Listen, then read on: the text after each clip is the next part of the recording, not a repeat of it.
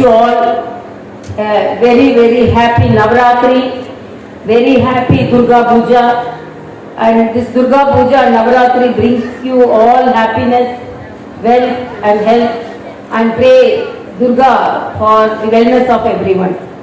My respect to Sudeep Kumar Mitra ji, President South Madras Cultural Association, Srimati Dr. Neela Ganguly Sundaram, Secretary South Madras Cultural Association, Sudeshana Ganguly, Managing Trustee South Madras Cultural Association, and Dr. Anita, the oncologist, because of her as a medical professional and because of my professional touch and friendliness, I came here. And really yesterday I was unable to come here because I returned from one of my commitment only in the morning 4 a.m. But today I have lot of commitments.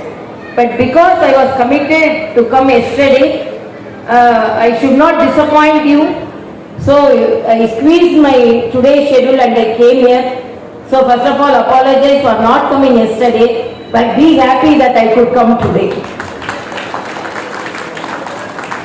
And it is delighted to come here and get the blessings of our on the Shabdami day, our Durga and Vinayaka and all the goddess. And this, whatever may be the culture, whatever may be the language, and whatever may be our state, whatever may be the borders, but we are all united because of our culture, because of our heritage, and because of our celebrations. So whether it is southern India or northern India, whether it is western India or eastern India, we all united because of our culture. So Durga Mata unites all of us, whether we are from Tamil Nadu state or West Bengal or whatever may be the state, we are all united because of our culture. And we always say it is women empowerment. Navaratri is the day of women empowerment.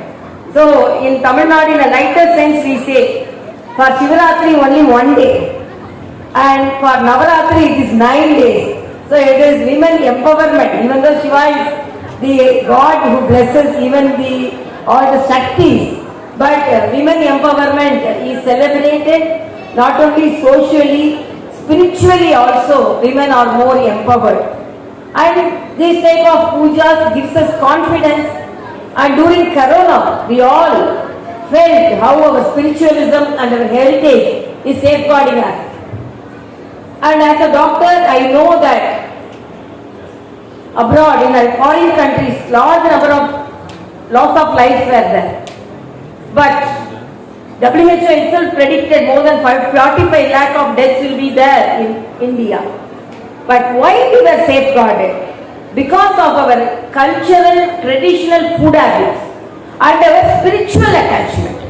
So because of this, we are all very happy. Even when I went abroad for my higher studies, the people abroad always think that they used to ask me, here more of psychology clinics are there. Each and every corner there will be psychological counseling centers. They used to ask me, so you have in your country psychological counseling centers? I used to say, yes, each and every street corner we are having a psychological counseling center. Then one of the friend who also from India, then she asked, what we are doing? We don't have. I told, no, we are having temples.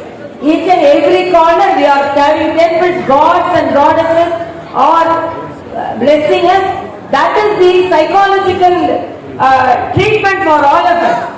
So we submit everything to the God. We submit everything to the goddess.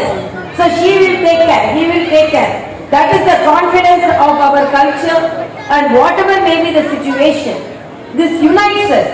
These celebrations, why these celebrations are carried out? These celebrations gives us confidence. These celebrations makes us friends, and these celebrations, even though we are from different culture, these celebrations unites us, and India is known as the country which is preaching unity in diversity.